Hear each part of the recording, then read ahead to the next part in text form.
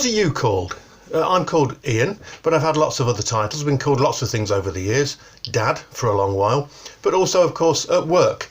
We all have different titles, don't we? And maybe if you were in the armed forces or something like that, you had a rank, or you might have a qualification that allowed you to be called something else. Generally speaking, all the things that we're called in our life over the years reflect our roles and responsibilities, don't they? The functions that we perform. Over the next 5 weeks here at Skipton Baptist Church, we're looking at 5 different names that God is called in the Old Testament. He's called lots of different names. We're just looking at 5 of them. And unlike the titles that we have, the names of God don't reflect really his roles and responsibilities. They reflect different aspects of his character.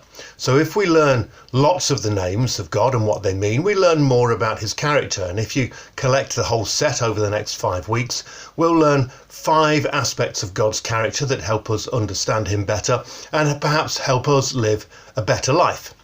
The title of God that we're looking at today is found only once in the Bible, in Genesis chapter 16. It's in Hebrew El Roi, E-L-R-O-I, El Roi, and it means the God who sees me.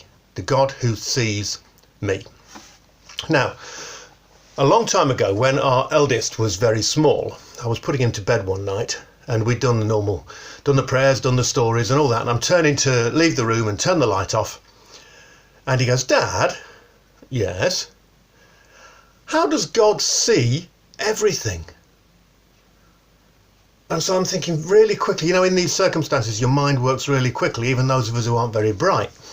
And I'm thinking, right, how do I try and answer this? Do I understand how God can see everything all at once? And how do I explain it to somebody as young as that and get them to understand it and get them to get to sleep quickly? And anyway, is it a real question, or is it just trying to delay bedtime?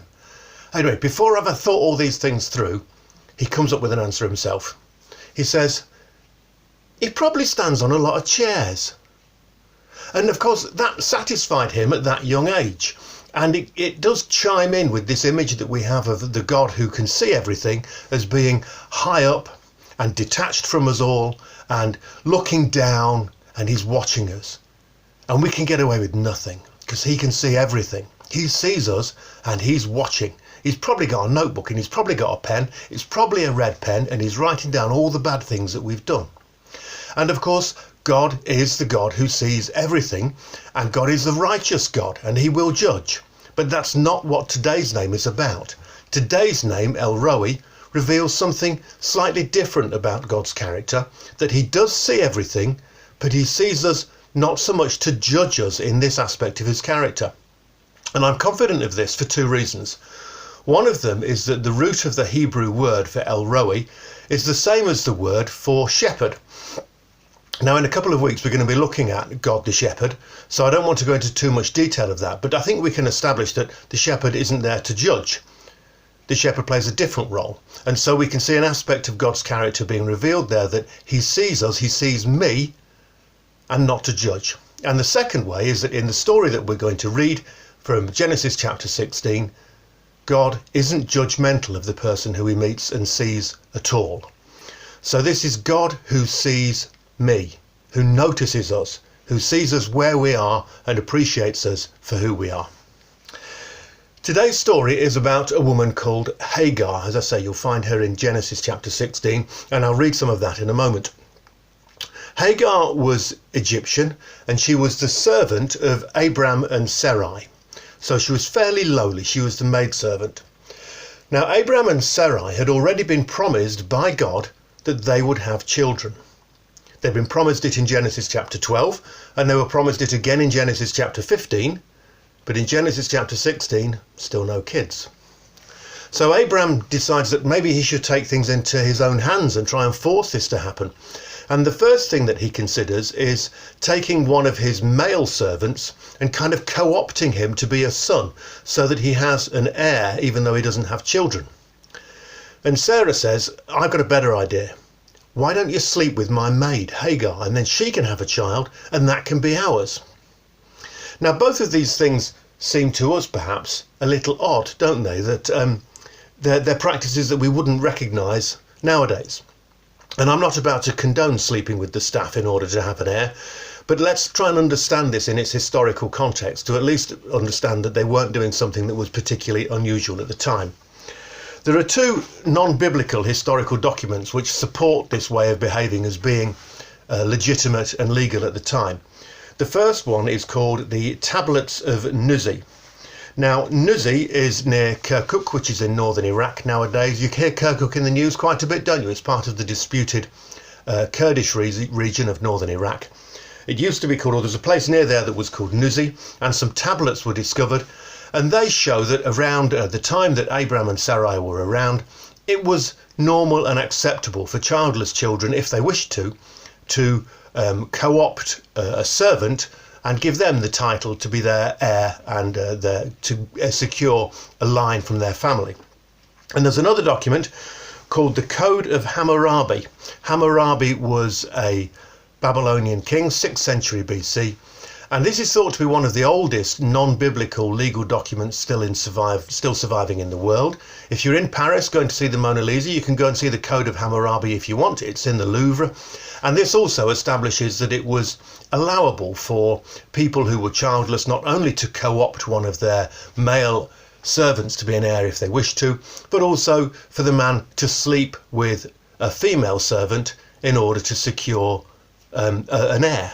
So although we might find it odd, at the time it was not particularly odd.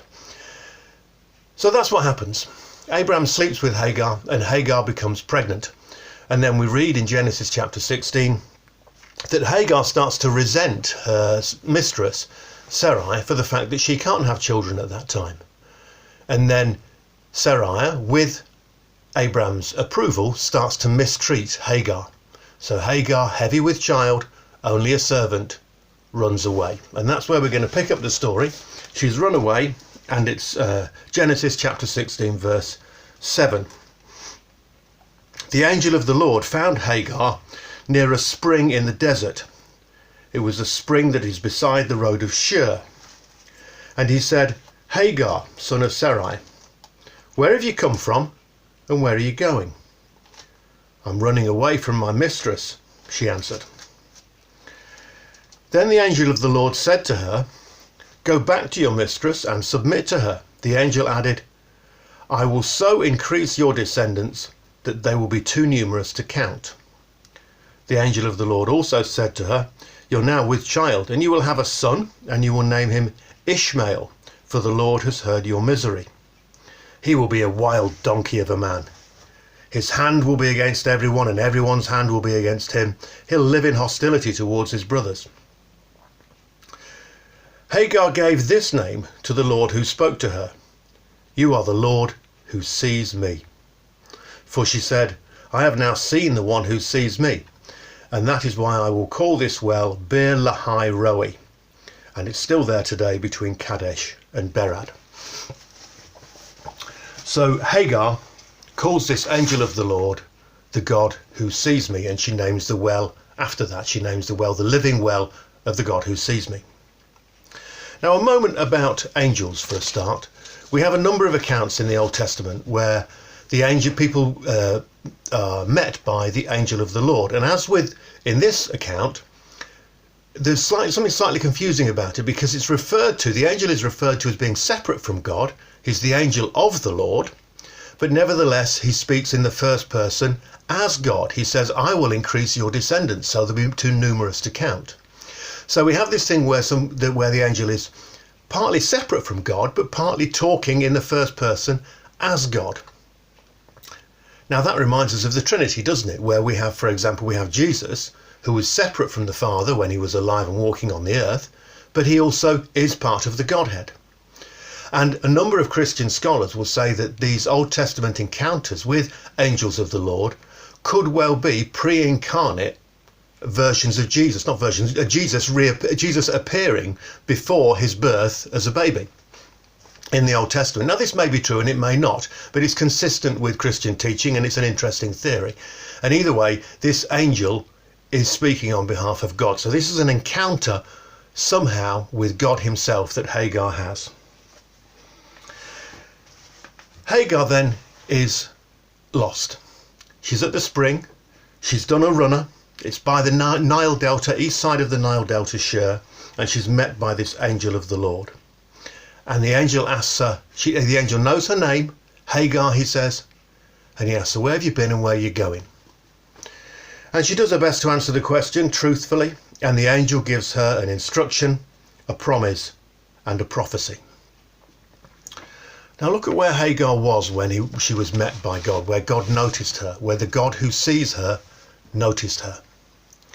She was by the well, yeah, but she was in a desperate place, heavy with child, on the run from her masters. Probably nothing but the baby in her belly and the clothes on her back. And yet, such an insignificant person, so lost and alone, God notices her. God sees her, offers her assurance, and offers her a future to put her life back on course. There are other examples in the Old Testament where God notices people who seem to be insignificant, or at least think they're insignificant. Think of Gideon in Judges.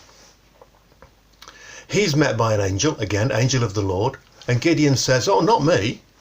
I'm the smallest person in the weakest family, in the lowliest tribe. I'm so insignificant. But God still saw him. Think of David. Now, David may have thought himself as being reasonably significant, but his family didn't think that. Even his dad thought that every one of his brothers was more likely to be the one that was noticed by God. But God still noticed David, as he did Gideon, as he did Hagar, as he did other people like Hannah. He notices them where they are. He sees their significance and he values them. He gives them assurance and a future. Being noticed is something that I think is really important to us, and it's easy to underestimate this need for being noticed in our lives. And I would suggest to you that even the shyest among us, those of us who don't seek the limelight at all, still want our lives to be noticed. Look at the way a lot of people use social media, and I don't disapprove of this, but a lot of social media is, hey, I'm here, notice me. Look at this, look at what I've done, look at where I am, notice me. Where I used to work, there were often auditions for reality TV shows like Britain's Got Talent and that kind of thing. And the queues would be massive round the block in all weathers of people just queuing up to say, put me on the telly, let me be noticed. There's lots of surveys of what young people want to be when they grow up, and the most common answer that comes up isn't rich, isn't successful, isn't happy, it's famous. We have this desire, please just be noticed. Make my life count. Let me be noticed and valued. And this is something that's really important to us, but it's often not met in this world unless we can find our God, the God who sees us, who notices us and values us. Look at the way Jesus does it in the New Testament as well. The woman at the well in John chapter 4, that reminds me again of Hagar, another woman by a well that Jesus notices and values and sees who she is. Look at Zacchaeus. He's not in the crowd, he's hiding up a tree. Jesus sees him, notices him, doesn't judge him, goes round his house for tea. There's a blind man on the road. Jesus notices again. And my favourite of all, the woman in the crowd who's so desperate to be healed that she reaches out and she touches Jesus' cloak in this crowd. And yet he still notices her. He notices that he's been touched and he seeks her out and he finds her. Because we have a God who notices us, who offers us assurance and a future. And then think of what Jesus tells us to do as well. He says, if ever you do something for even the least of these, the least significant of these perhaps, you do it for me. So he's urging us to treat the insignificant well, to notice people, maybe to keep an eye out for those on the margins of society. Paul does the same. He says that we have to look after widows and orphans, who were the people of low significance, who were in the margins of his society. So we have these examples and these exhortations to look out for the people who perhaps go unnoticed, and to value them and to help them feel valued. So how do we respond if we understand better this aspect of God's character, El Roi, the God who sees us? The first thing to do is remember where Hagar was. She was lost. She was at her lowest. She was asked a question, where have you been and where are you going? And she only answers one of them because she doesn't know where she's going. She doesn't know what her future holds. She's of very low significance at all. But the God who sees her gives her assurance and a future. So if you feel that low and you feel insignificant, remember you have a God who values you. We have a God who gives us assurance and a future. There's this saying, isn't there, if the cap fits, wear it. I'm saying no. If the cap of being insignificant seems to fit, throw it away. It belongs to somebody else with a similar sized head. You're not insignificant. God sees you and values you and offers you assurance and a future. The second thing to do is look at how Hagar responded. She listened to what God said and she obeyed. And the prophecy about her came true. She didn't have an easy life, and Ishmael, her son, certainly didn't have an easy life. But she did have lots of descendants, and the prophecy came true. And we also see a turnaround in the way in which Abraham treated Hagar and Ishmael after she'd returned. Remember that Abraham had endorsed Sarai in her mistreatment of Hagar. But we read in chapter 17 that Abraham sought God's blessing for Ishmael. And in chapter 21 of Genesis, how Abraham sought to support Hagar and Ishmael. The third aspect of our response is to follow the example that Jesus gave us in looking out for people who are on the margins of society. Now, we can do that quite easily within Skipton Baptist Church because of all the organisations that are set up within us.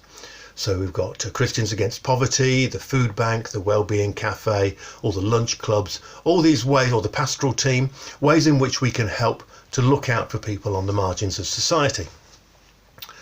But I want to give you another challenge. Where we live, where we work, where we play, who are the least noticed people? Who are the people perhaps who feel least valued in your life, who you can see?